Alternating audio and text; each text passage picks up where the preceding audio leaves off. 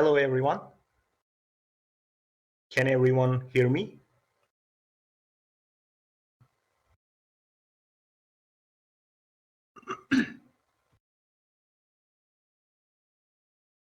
Okay, great. Tonight, we're going to do in two ways. I'm going to use voice. And also, we're going to use a Speak Easy tool. So there will be some chat going on as well. My colleague Irene will be handling the Speak Easy. So you won't see my name. And also, Lori Won is helping us as well. So I think we will have all the necessary means of communication so far. And my name is Murat. I am an assistant professor of marketing in real life. And I am working at Çağ University, which is located in the southeast part of Turkey. And we are a small university. It's not a very big university. We call it a boutique university, and we have around 4,000 students there. The region is beautiful. It's like I would say maybe Florida of Turkey, kind of. It has a lot of oranges and orange fields as well. You can see in the real life campus picture there are orange trees around us. And I am here also with my colleagues who are basically our team in virtual worlds. Irene is another professor in our department, and she used to be my student, one of my students. Now she's working with us. And the Ginger is a research assistant in our department. And there is also Nell. I don't know if she's around right now. She is one of our course assistants right now, but she is also a student still at the university. She was one of the students who took my virtual world course last term. So we integrated her in our team right now. So it gives us some benefits. Like we kind of get her opinion on to get the student side of the things. Okay, and I'm going to speak about today my own experience in Second Life in virtual worlds, and as well as my how I started it and how I started to use it for education. I would like to talk about three things. First, how I started, how we created this campus. Then I will talk about the course. And of course, I will give you some feedback from our students, which we made as research on it. We made some interviews with the students, and I will give some, I will try to summarize it to you today, what our students think about course overall. So I think it's going to be interesting for lots of educators here. Okay, here on the board, you can see the real life pictures of the campus. And when I decided to create this campus, I wanted to build it, but I did have no building or scripting skills. So I needed to outsource it. So I made a research. I went to some university campuses and so on, and in Second Life, and meet some people who and so on. And I end up finding the Radcliffe University Consortium. And I emailed them, or I contacted them in probably in Second Life first, then email. I don't remember the order. But then I met with Phelan, who is also working in consortium, and he said he could do the job for me. And we started working with him. I sent him the real life pictures of the campus because I wanted something similar in virtual world, which is almost identical of what we had in um, real life. And they really did a great job, and I thank you here to them as well, so that we could have this almost identical campus that we have in real life. And I sent, those are the pictures of the labs we had, and I sent some of them to Dylan as well, and he created the similar lab to us. That lab is important because that is where we usually make this course happening in real life. But I'm going to talk about those a little bit more. Anyway, this is normally the entrance of the university. I have this. We have this sign in real life as well. I love Cha. Cha University is the name of the university. And then this is the rector's building, the entrance, and the student affairs is downstairs. So this is where we are right now, and we are going to go to other parts of the campus today as we speak. How I started Second Life is has been a lot of time actually. I think it has been before. I was reading a newspaper at that time. My father was having still newspapers at home, normal like printed newspapers. We don't have anymore. Most of the people doesn't buy them anymore. They're always reading online. But now he had this printed newspaper, and I took it in my hand, and I saw an article. The article was about the companies or corporations are starting to take their place in virtual worlds. Then I got curious. What is this? What is this virtual world they're talking about? What are the companies? I was a research assistant at that time. And then I said, okay, let me check. I was doing my PhD, and I entered the virtual world, created an avatar, and then started roaming in the Second Life. I have had my share of every strange thing in Second Life probably in those 14 years, and could not find not many companies that they were talking about. It was not easy, and so I kind of decided, okay, I think it's not a very real thing what they were writing in that newspaper. So one day, though, I saw a PhD student from Greece, and I read her profile, and it was writing that she was here to do her PhD dissertation, and it was really interesting. So how can someone do a PhD dissertation here? It was something new for me at that time. Then it rang a bell. I thought about it, and this is a great idea. Like, this is a very international platform that you could do even thesis or the research work. And I was very happy to be able to do that as well. I would be very happy.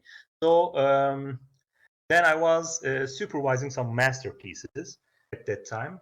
After this is what I'm talking is about 6 years after I started the Second Life. So I was on and off in that time, and I didn't do much about education or any time. So when it comes to writing a thesis, Irene was my master's student, and she came to me one day. She said she wants to write the thesis with me. And I said, okay, now I'm kind of working on some topic called virtual worlds. And if you would like to write that thesis with me in that topic, I would be very happy to. Otherwise, I will have no time for other topics to discuss or study at that time. So she said, but I said, first, you have to go 1 month, study this, look at this Second Life, the virtual worlds, whatever it is, try to get familiar with it, then come back to me. If you agree to do that, let's do that. And then she went back, and then 1 month later, she came back and she said, I want to write it with you, the thesis. So we started working on that. So we started and completed a thesis about entrepreneurship in Second Life with Irene. She then became a PhD student after completing the master's. So that's how I started actually to use Second Life in terms of academic field. And then what I did was another thing. I was teaching electronic commerce course for the undergraduates, and I created an assignment for and integrated that assignment about Second Life to that course. That was a trial, kind of a pilot study for me. I wanted to see the students' reaction, how they're going to do that, how they are going to give feedback to me about all these happenings and the assignments in the Second Life. So I think the feedback was quite good, and I kept that assignment for several years. It was about 2019. I decided to create this campus, and I decided to have a complete course going in Second Life. That is how I started, basically, and that is what I had done so far in a nutshell. But now I will ask you, please follow me. I'm going to take you another spot on the campus. Then I will tell some different things there, and then we'll move on. So please follow me.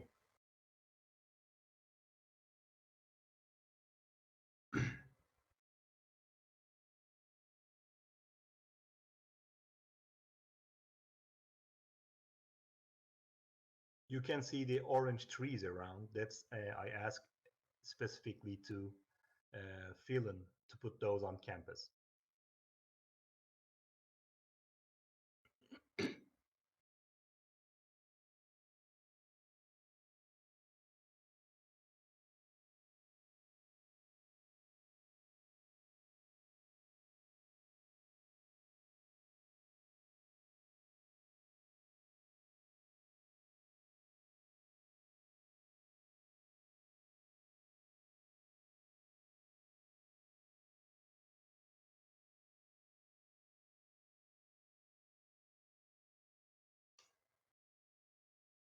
Okay, I'm going to wait a little bit for everyone gathering.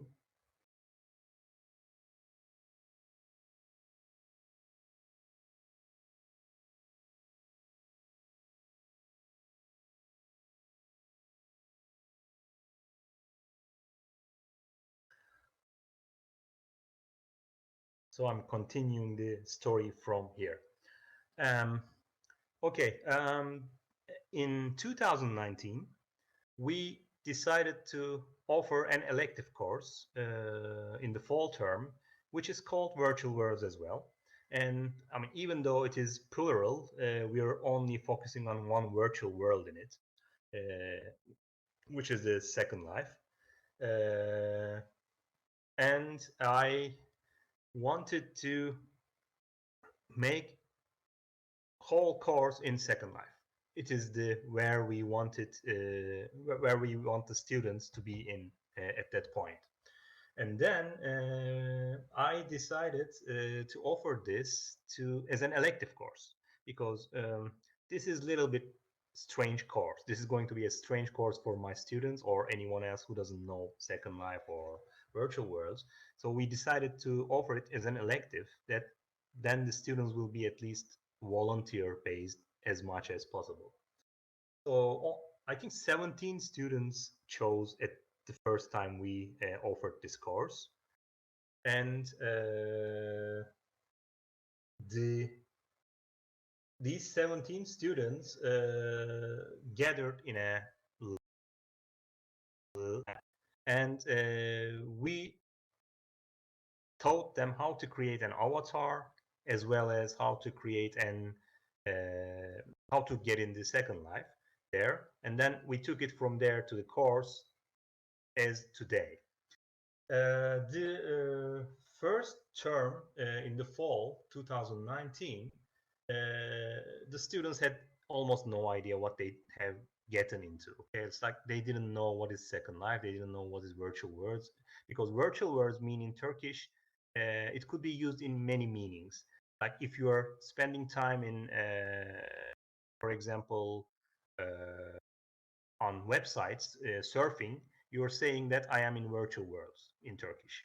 So when you say virtual worlds, it has a broader meaning than in English probably, and they don't understand that it's a 3D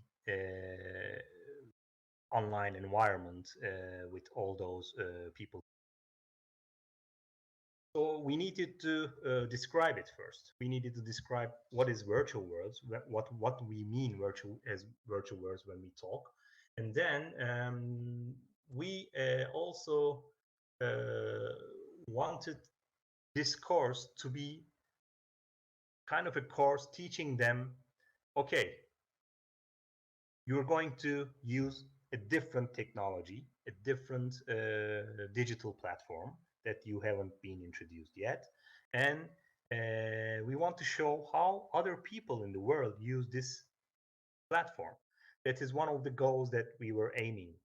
And also, all our students are from the Faculty of Economics, so they're all business related areas.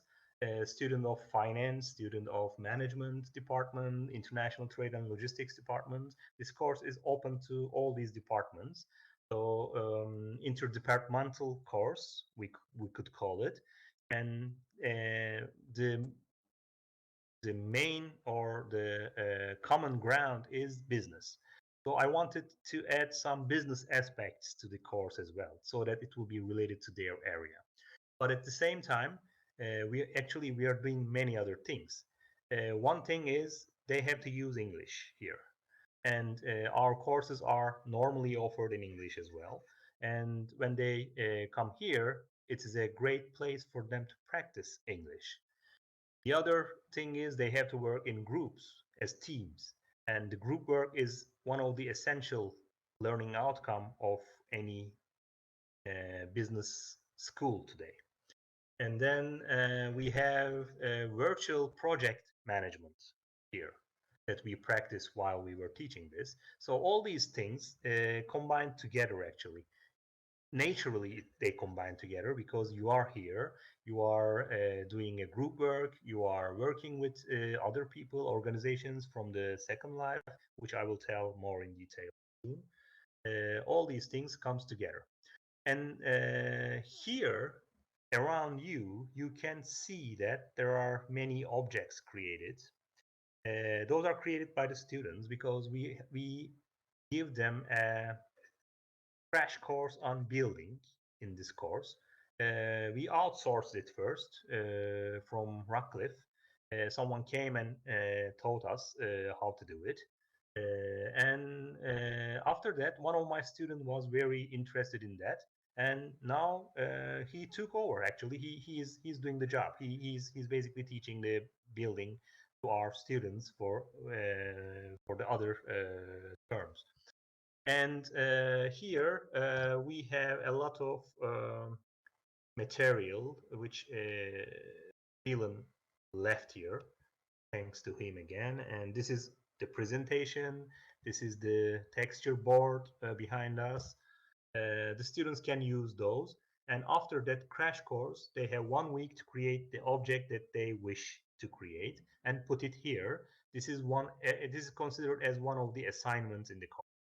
So we give them this as a course, crash course, and then we want them to build this. The goal here is not to create builders or not to make them professional builders.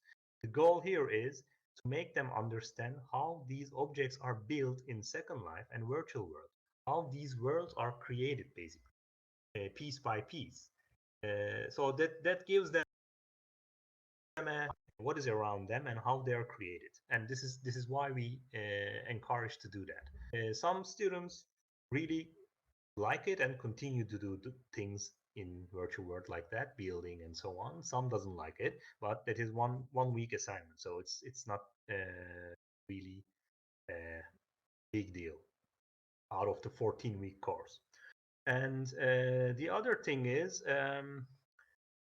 team building. We want them to work in small teams during the semester. And to do that, when we most of the courses, we usually leave it to them. Students, combine together and create their own groups. And they usually choose their own besties in their real life. But I don't want that. I want them to struggle a little bit, maybe to get together with different people that they're not used to. Because also some of this is an interdepartmental course. Sometimes they don't know each other well, and so on. Even though we're a small university, so it creates a different environment. And we also make a personality test at the beginning of the course, and we combine different personalities together to work as a team as well. So that creates another challenge, which makes it a little bit more spicy, let's say. And then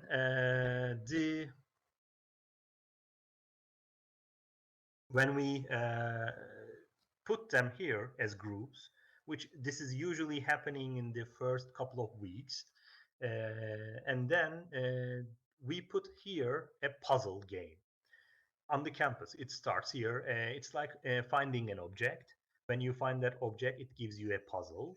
Then this puzzle is, for example, one time it was about a poem of Big Ben, about Big Ben, and but the name Big Ben doesn't you don't see the name of the big man in the poem, but they have to Google it, maybe that poem. It's a famous poem, and then they will find out this is Big Ben. Then they have to come to the real Second Life, find the Big Ben, take a group picture in front of it, and send to the instructors, for example. Sometimes this puzzle starts during the day and it ends at night. So there are a couple of stages of this puzzle, probably 3, 4 different stages, and they work as team. This is kind of a crash course team building activity for them, and in 1 week they become a better team than they could imagine. That usually works, and they have to share their information suddenly, and communication channels should be open, and they have to be here in Second Life and also practicing moving, finding things, writing note cards, reading note cards. All those things has been happening during this puzzle, and they don't even realize they're learning those while they are racing with each other, because there's a prize at the end also. And that works so far very good, and we have been doing this for last 3 terms or so, and this is one thing that we added to the course as well. And after that, the puzzle and the building, those are the first assignments. Then I want them to get their heads out of the bubble, and I want them to go out and find a virtual world business owner and make an interview with them. They have also 1 week to do that. As a team, they have to do that. And then they will return back, make a presentation to us, and as well as they write a report and upload it to the online education system in addition to Second Life. So with those three assignments at the beginning, now they are team, they are used to Second Life and how to move here, how to do things here, and so on. And we are also they're also capable of doing better projects by themselves. Of course, there are differences among the students. Some students are more involved. Some students are they don't spend enough time in virtual world to get used to that better, and so on. But I mean, that's a natural thing, I guess.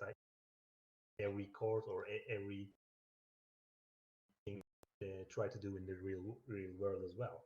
And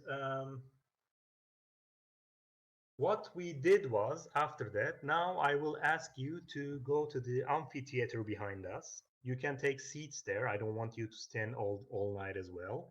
And then I will show you the rest of the course, what we do there. You can follow me as well. I mean, it's just behind the corner.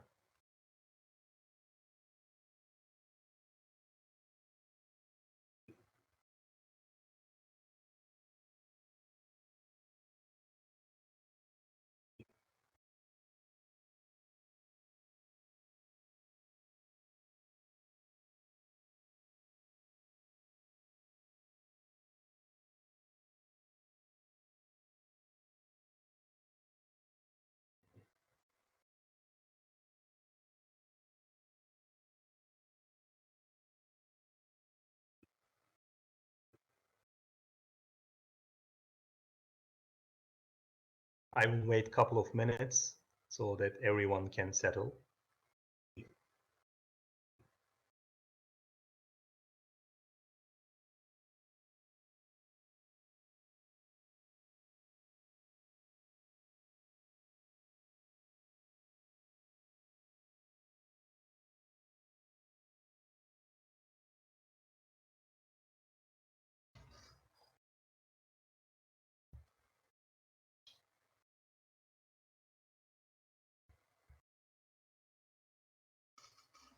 Okay, I guess we are ready.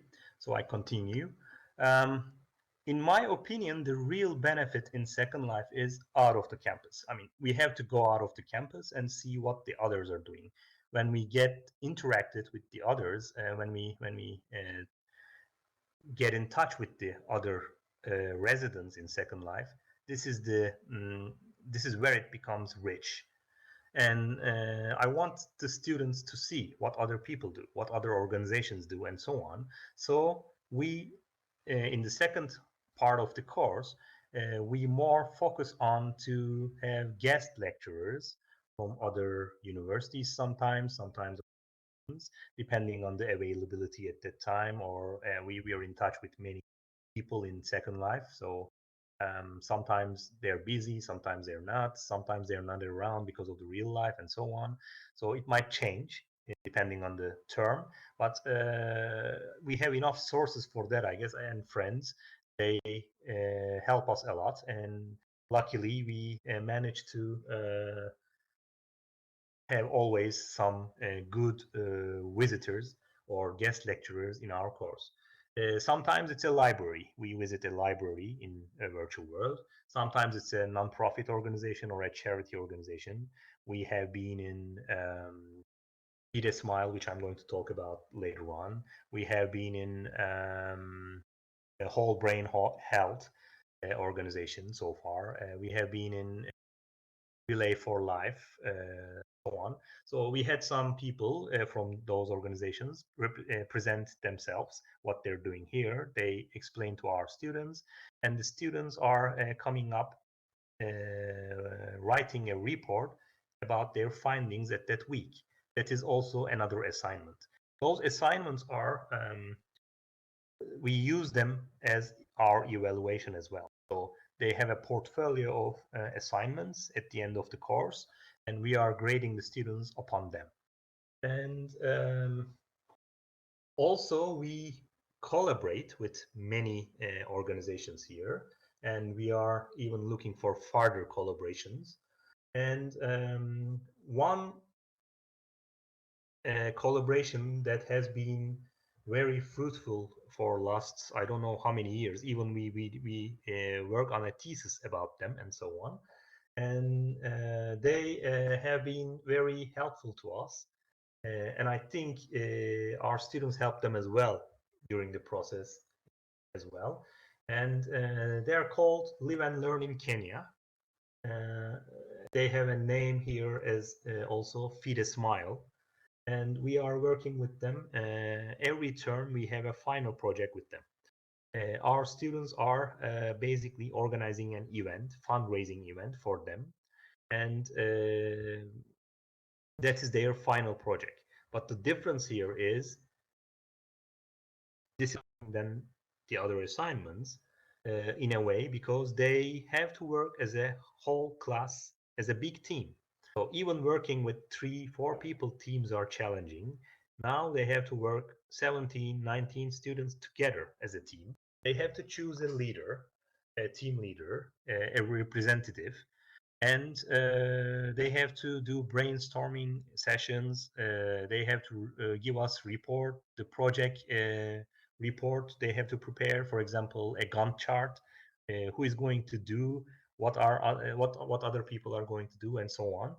And this is one thing, working as a big team. This is a challenge. Second challenge is here. It is a very international project. Imagine a German organization helping Kenyan kids in real life, working with Turks, collecting donations from all over the world. I mean, I think it doesn't get more international than that. So now they have to organize everything.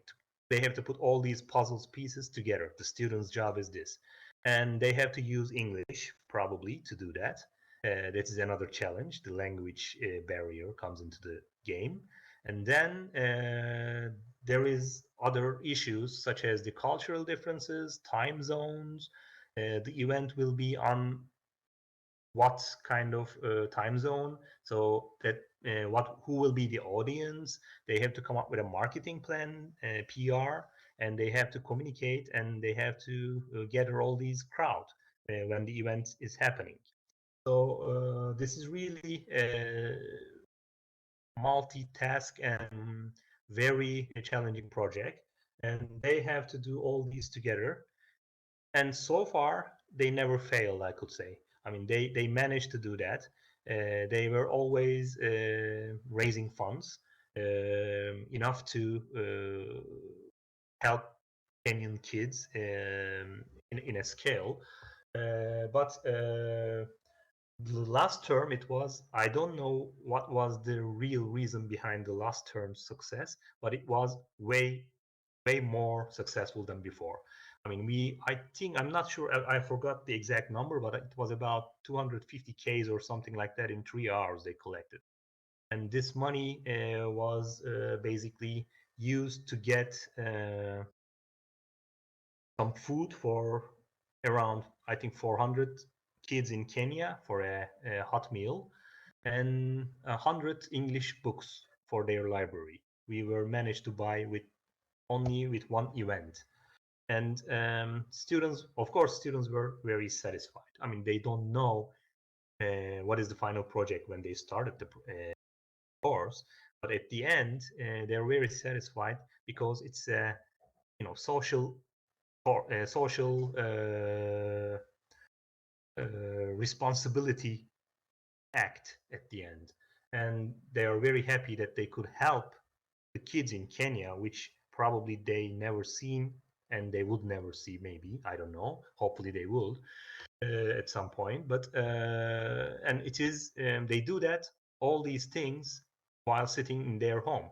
If they told me that you could do this, I don't know, 20, 25 years ago, probably that will be the last talk between us. I would think you're mad or something. And so this is one of the things this course offers to them. I think the feeling of that they could be very beneficial, and by using this platform, they could be doing good for the society by using this platform. It is not only about business or earning money or other things. Alongside those, you could do really good by just using this platform, and that is what the course wants to teach to them. And this project is so successful that I would like to keep it going on forever. And probably this second term, spring term, we are going to do it again. And now this year we are going to do even more than that, because now we are going to collaborate with other organizations as well. Virtual ability is one of them, and the whole brain health is the other one, because now we have 3 courses that we deliver in Second Life. The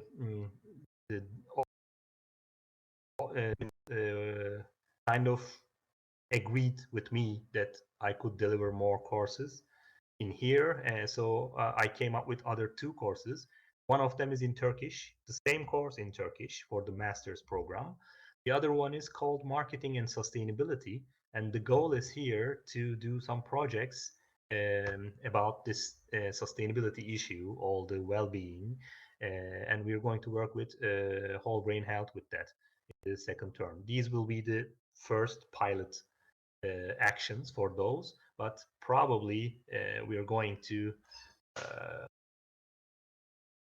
continue that if it will be successful. Hopefully, it will be. So pretty much that's it. What we do here, and this is the course that we deliver. That is what we do in the course. And now I will just add a little bit more about the feedback of the students. So we made an not survey, but we conducted interviews at the end of the course. It is semi-structured interviews and face-to-face, in-depth interviews. We did that before the COVID-19, the first group. With the first group, we delivered this course. And we asked them around 11 questions or 10 questions, and then we get some feedback from them. This helped us to develop our courses further, as well as I'm really curious about what they learned. Did they like the course or so on? So it is basically feeding my curiosity as well. And first thing is we ask the motivation of learning and following the lessons. How was it in Second Life? We asked them about this. In general, all participants stated that it has positively affected their motivation and was more interactive compared to other lessons that they have, other courses that they have. And in addition, all students almost stated that they got results beyond their expectations, especially with the social responsibility project at the end of the term. And there are some, yeah, now you can see on the chat as well. It affected my motivation more positively. I personally felt comfortable in the course. Those are the quotes from the students who participated in the interview. The lesson was very interactive. My expectation was just to learn something in the game. They call it game usually. It's like at first I usually tell them that a lot of people and the academicians, they don't want to call it a game because it's different than a game. But even though I tell this, they keep calling this a game, most of the students. I don't know, maybe it has a meaning under it. And then those are the things that they say about the motivation, let's say. And the second question, or I just summarized some of them. I didn't put every question here, but question, what do you think you have learned? When we ask this question to them, and the answers are student mainly focus on social responsibility activities and benefits carried out in the virtual world. So the last project made the biggest impact on them. They like the object creation, some of them, and they want to learn more. And even some of them wants to create this objects and create a business here on their own. Could they be that person, the entrepreneur that they see around here? And those are the things that mostly they mention. And they wanted more. Some of them wanted more object creation or that kind of more technical. The other question is difficulties experienced by participants. What kind of difficulties that they experienced during this term, and what was the biggest challenge for them, kind of. So when we ask these questions, they usually, most of them mentioned the communication with the other avatars, other people. It was hard, it was difficult for them. They don't trust us. They don't. We say hello. They don't answer. That kind of responses you get from the student, which is a challenge. I agree on that, but there are ways to cope with that as well, and they should learn about that as well. I mean, there are ways of communicating in different places, different platforms, So they should learn more about it, and they have to cope with that challenge. That is what I tell them. They complain about it, and mostly they said this. Yes, the communication was the biggest challenge for them. The other question is, um, how do you think your learning has changed because of using Second Life in this course? Is it positive or negative? What kind of how did it change? So they say it was interactive, so it was better than most of the other courses, theoretical courses or so on. They also stated that it was more, what they learned was more permanent because it's an experiential learning. Where they do it by experiencing it, and that is another issue that they mentioned. And another question is, have you noticed any changes in you and other attitudes toward working in Second Life during the term? Because this is important, because it's like at first they don't understand what they are into. They don't really realize what they're doing. And but at the end of the course, like when they succeeded in that final project, now they know why they did this. And but they, lots of them complains about it. If we knew that before, we would we would engage more. But I don't know if there's a magic way of doing that. I cannot come up with a solution easily in that matter. But they all mentioned this in this question. And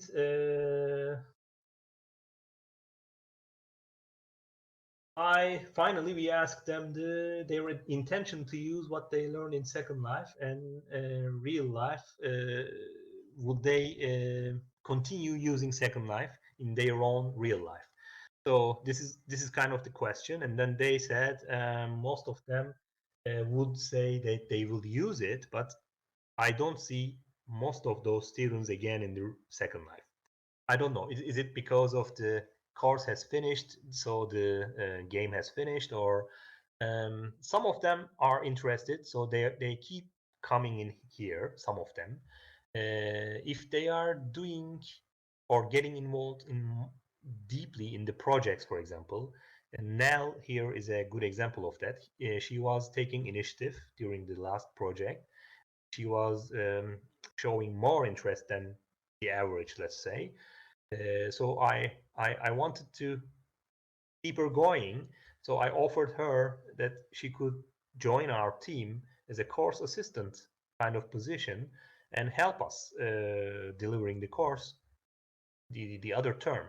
We are offering this course every fall and spring, so every, 2 times a year. So it never ends. I mean, each year we deliver it 2 times, so it keeps going on. And the former students, some of them, they are really interested in this. They keep helping us in a way, and that really satisfies us in a way. And also the students are, I think, happy. You can ask Nell herself. I don't want to speak in her name here. So that's pretty much the survey results that I could sum up here. And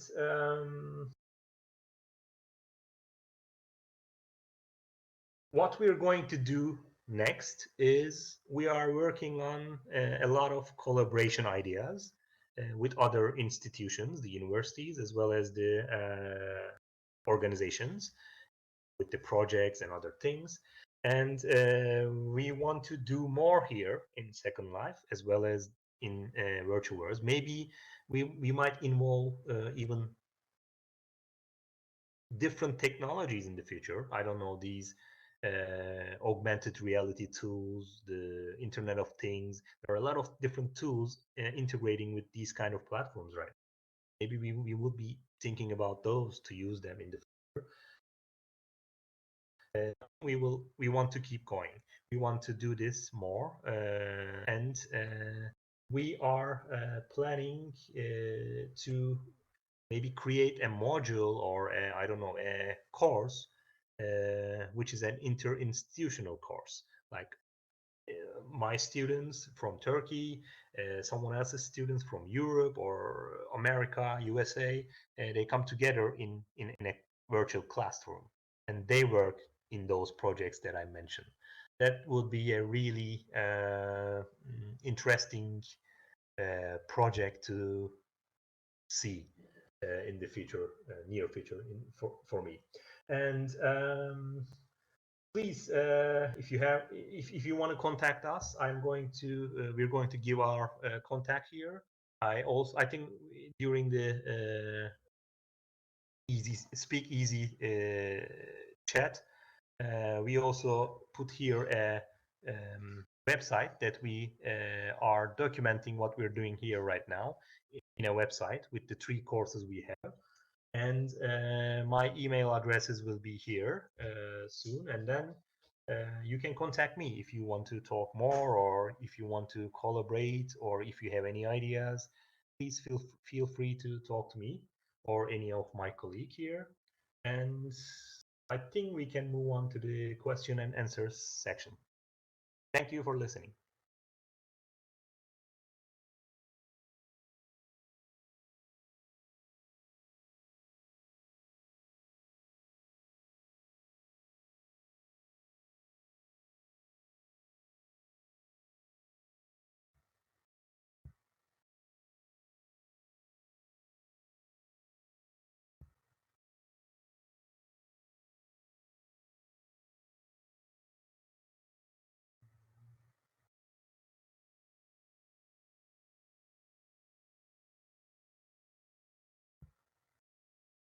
Yes, and we will be visiting Feed a Smile sim that we work with.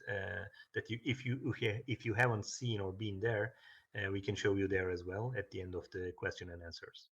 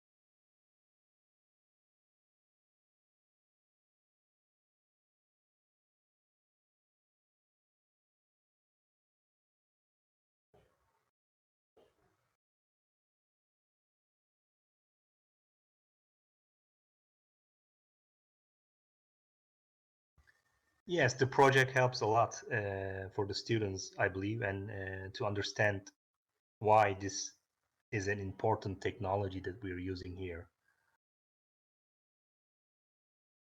No, with the orientation process, we do the orientation here on campus.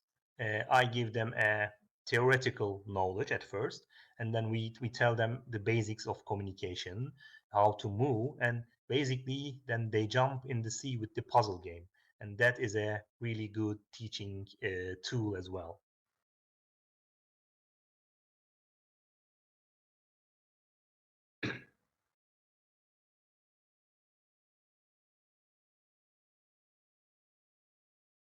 We also provide them a PDF file, which also explains how to create avatars, how to move, the basics of Second Life.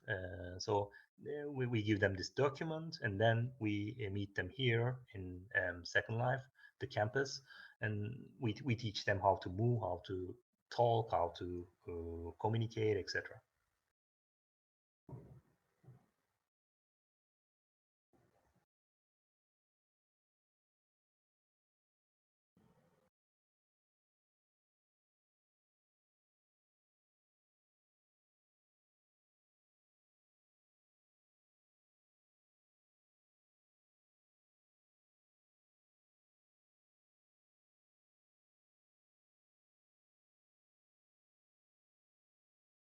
Any other questions?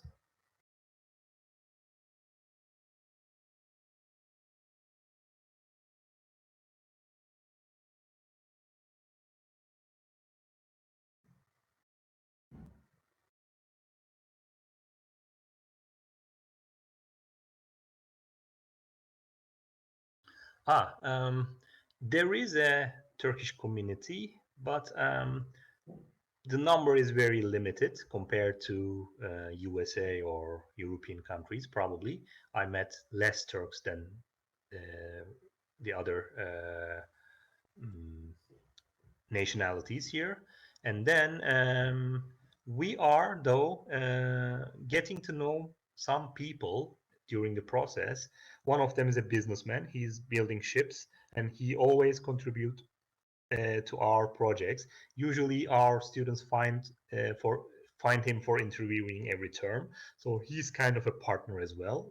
He's becoming more and more involved. And now I'm going to call him as a guest to the Turkish lecture that we have. And there is also a singer and violin performer who is from Istanbul.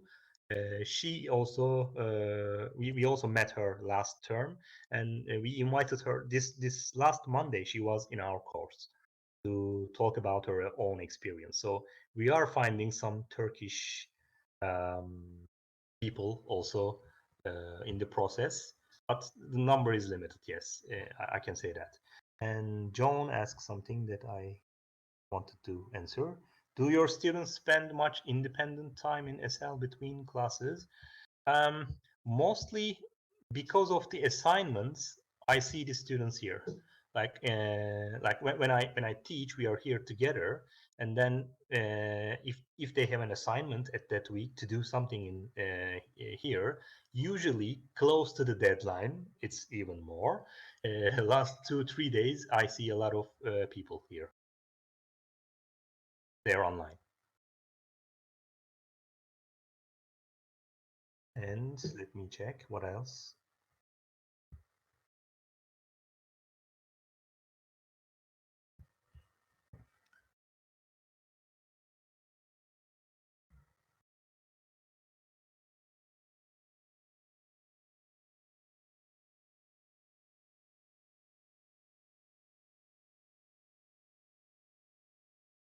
I don't know that PhD student, probably Sheila. I haven't met yet, but I would like to. If Rıdvan Ata, I know his name because I read his either thesis or paper, something. I remember that name from a paper. I'm not sure. Yes,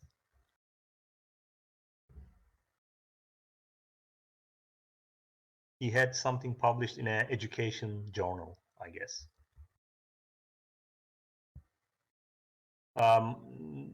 They just have the campus probably. They don't have lindens or they're not settled in Second Life, I could say. But they are this campus is a home for them. They're always they can always come here and spend time. There is no restrictions on that.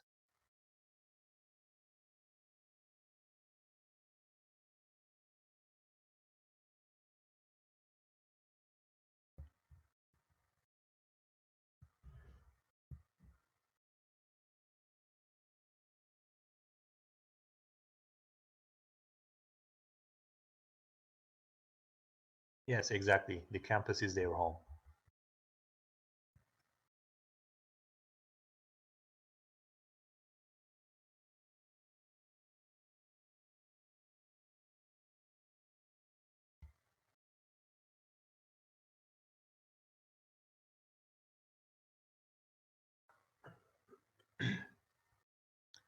Yes. Let me talk about that as well. Um, it was relatively easy for me when I speak to the other people because um, it was there was some time that some money left in their hands and they wanted projects, so they made a call like we want faculty to bring us some projects so that we could fund it. And then we then I had this idea in my mind, so that I said, okay, I should put it into a project format and submit it to the management. And I did that, then it was approved. So then I approached Rockcliffe to give me a proposal about how much would it cost to build a campus. So we made a business requirement document with Kevin from Rockcliffe. Then I submitted that. I mean, I added that to the project as well, project paper, and I submitted it to the management. Then they approved. So I got the money and all the support that I could get at that time to build this place. Once you build this place, there is only one cost left, which is the rental money that you have to keep. Yeah, tier money.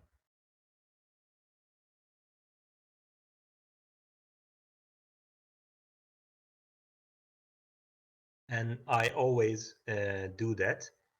I don't pay in one bulk for 1 year. Instead, I send bills for every 6 months, which seems less, I guess. Don't tell them. And I just write a letter and ask for it, and they have been approving this money as well since the campus is on.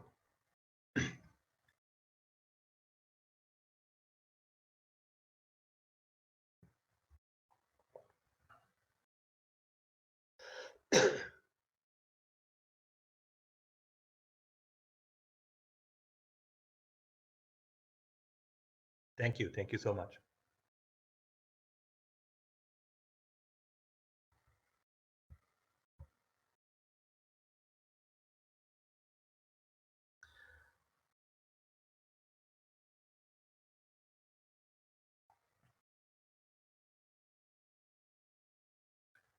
I hope so. I mean, I think I mean I got a lot of good feedback from the students, so I'm thinking that it helps them. And now we have some other faculty interested in this from this different departments. So they are also one of my colleagues is here. Mildred is here from the English language department. So she's also interested in what we are doing in virtual world. Now she's observing most of the things that we do, and probably they might have their own course in their own department in the future, and they can use this campus as well.